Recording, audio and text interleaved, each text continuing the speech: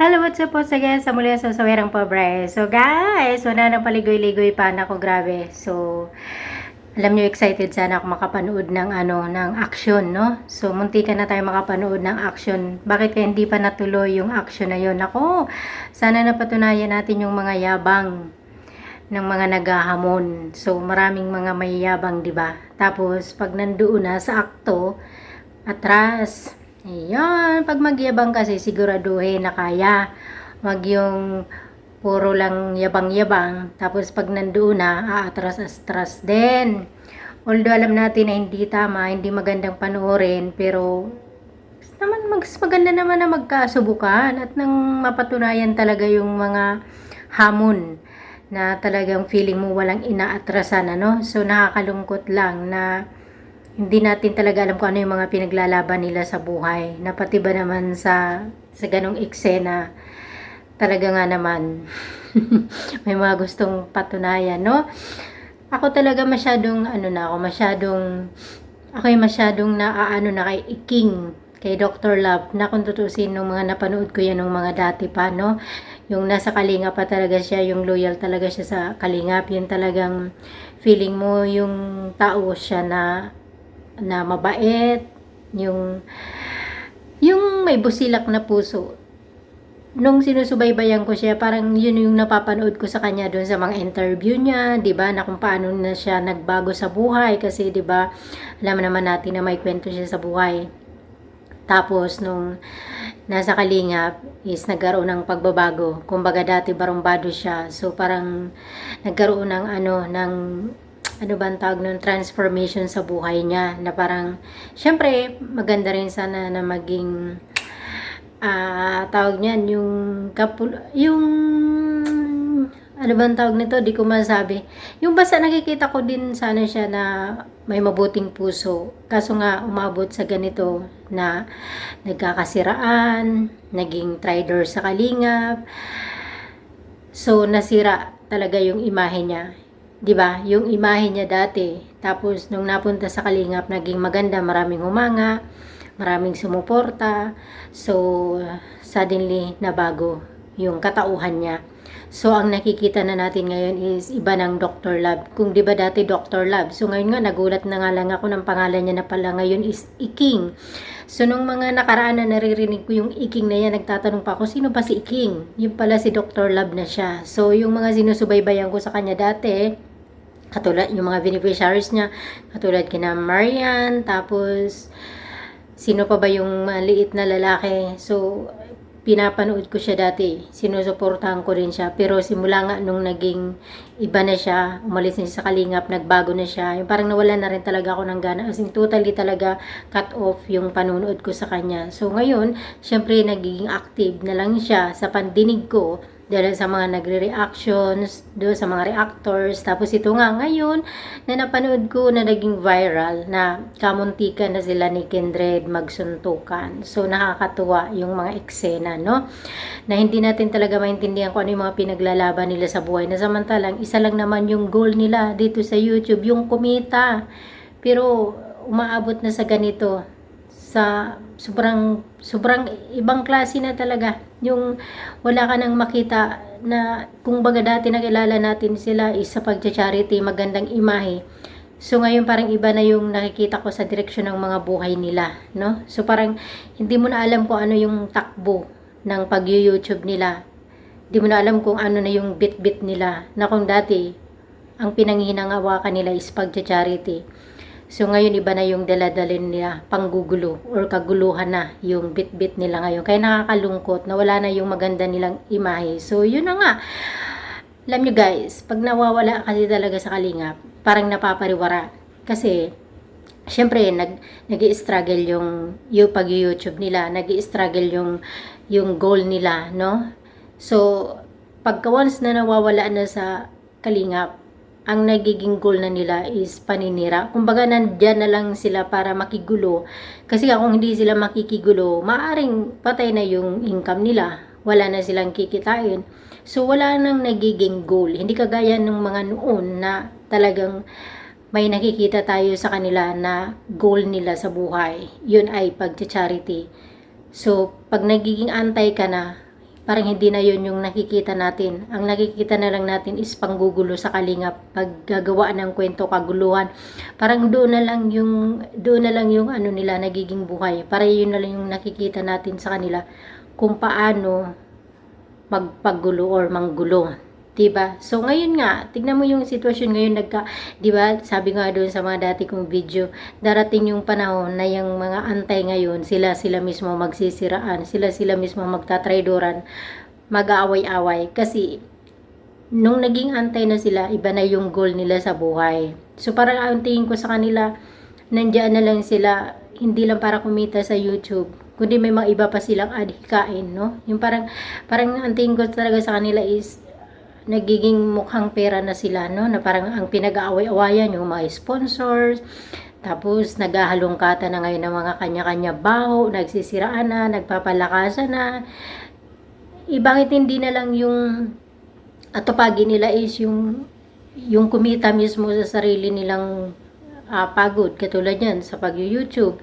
Hindi yung manggagamit pa sila ng tao, maninira ng tao, para nga kumita. So, di ba ngayon, syempre, alam naman natin yung mga kaguluhan. Ngayon, mga gulo-gulo, mga sponsors.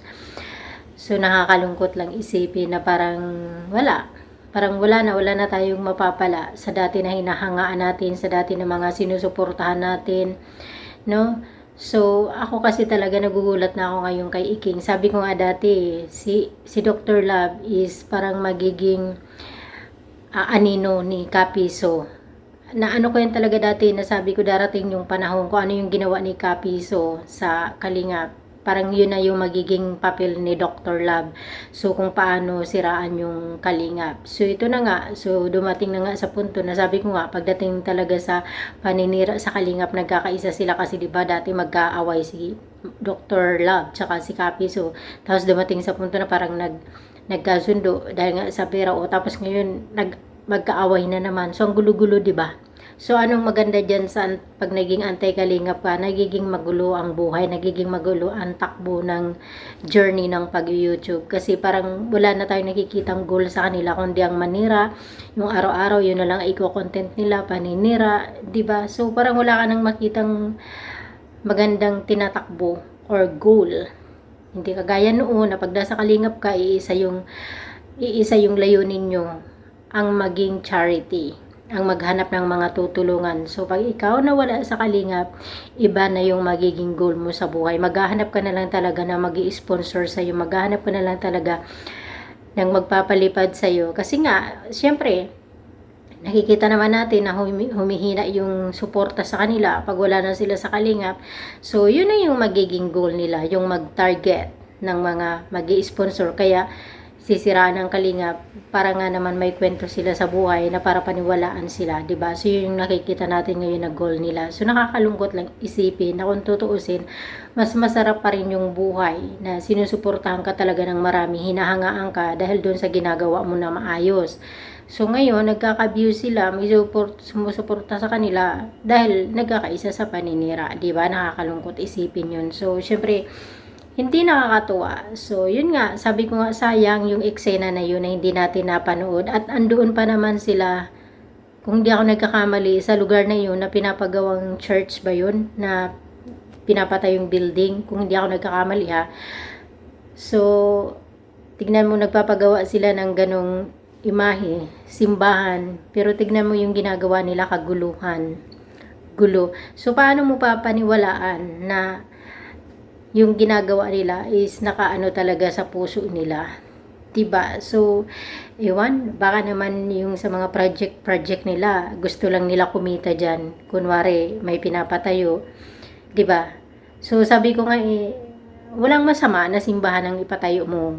So, walang masama doon, syempre, para sa Diyos yun. Pero, bakit hindi na lang kayo maghanap ng mga mahihirap na tutulungan? So, kung magpapabahay man kayo ng kahit simple lang, hindi ganong mahirap, di ba? So, masyadong mataas yung pinangarap nila agad, no? So, lumaktaw talaga sila ng napakataas, lumipad ng napakataas, kaya ang pinapatayo nila ngayon is talagang iba. So, masaklap nga doon kasi kakaroon sila ng mga ganyang ambisyon, pero hindi naman sariling pera. 'di ba? Unlike sa Kalingap, magpapatayo sila ng bahay.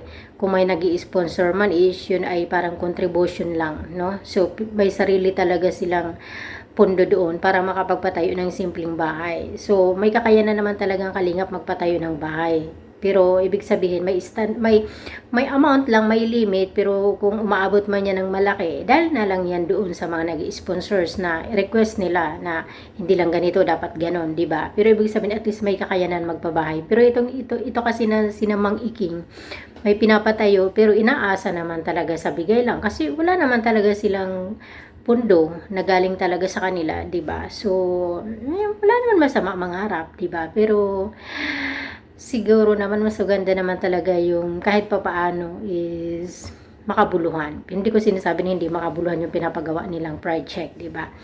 Pero maging ano lang tayo, doon lang tayo sa realidad, no? Sa totoong kakayanan para at least kung may maipagmalaki ka man, alam mo na nang galing talaga sa iyo, 'di ba? So simple lang 'yun. So 'yun na nga. Sabi ko nga, ang yayabang, puro lang naman yabang. Lalo si King, grabe siya magsalita, no? So, grabe talaga siya bumitaw ng salita. Nakala mo talaga, ganun talaga siya ganun talaga siya ka-powerful. Pero alam ko din naman na takot din naman siya. Pero nanghihinayang lang din talaga ako sa takbo ng YouTube niya. 'Di ba? Dapat paganda na talaga sana. Yung parang talaga marami na rin talaga sumusuporta sa kanya, no? So talagang pagpera kasi talagang pinag-uusapan ako. Talagang malaking kasiraan. So nasisira talaga yung takbo ng pag-iisip pag pera na. Sabi ko nga, bakit pa ba sila masyado naghahabol ng mga pera na galing sponsors, tulong? Nag-YouTube naman sila, 'di ba? So ayusin lang naman nila yung pag-YouTube nila, kikita na sila kahit di na umasa, 'di ba? Yung sa sarili na lang talaga nilang kita. Ngayon kung may mga gusto man sila ipagawa at kung may gustong mag-offer, tumulong, di okay. 'Di ba? Pero yung nandiyan ka lang para maghabol ka ng tutulong sa iyo, parang ang labo naman nun, no? So nalulungkot lang talaga ako dahil sa mga sarili nilang ambisyon. May mga inaapakan silang tao, sinisiraan silang tao, no? So, lalo na yung mga Kalingap, sina Kuya Bal, nang dahil sa mga kagustuhan nila sa buhay, inaapakan nila na okay lang nga sana kung yung pang-aapak nila is may katotohanan, pero puro nga paninira. Kaya masakit. So, pero walang talo doon ng Kalingap. Ano man ang gawin nila? Kasi ang Kalingap talaga na yan, matatag na yan. So, sila na lang yung kawawa ngayon. So, yun. So, nabitin lang ako dun guys sa mapapanood sana nating rambulan. Masarap sana panoorin yun. Doon natin mapapatunayan kung sino talaga yung matapang, no? Kasi nagtatapang-tapangan sila puro lang dito sa social media, no? Kasi alam naman, social media yan. Pero pag nandoon na talaga sa aktual, takot na rin din naman pala. Puro lang, alam mo yung sa Bicol kasi yung parang puro lang, ano ang tawag yun, yung purong gulat. So, pag binanatan, wala din naman. So, ako sa totoo lang, hanga din ako kay Kendred. So, sige, Kendred, isa din yan sa hinahangaan ko kasi nga, syempre, talagang nagja-charity siya, no? So, talagang hindi siya palaasa. So, ito kasi talaga si Dr. Love, masyado talaga yung bunganga. Parang magkapareha sila ni Kapiso na talagang yung mga bunganga, super yabang. Pero ang mga maganyang tao nga talaga is hanggang salita lang yan. Pero pag nasa actual na, wala yung yabang nila, tiklop yan. Kaya sabi ko nga sana nangyari yung suntukan na yun para talaga doon natin mapatunayan na kung sino talaga yung totoong mayabang, kung sino talaga yung totoong matapang, no? So, sana may nasampulan, sayang, hindi natuloy o abangan natin. Baka sa mga susunod, mayroon pa. So, yun lang guys. Thank you for watching.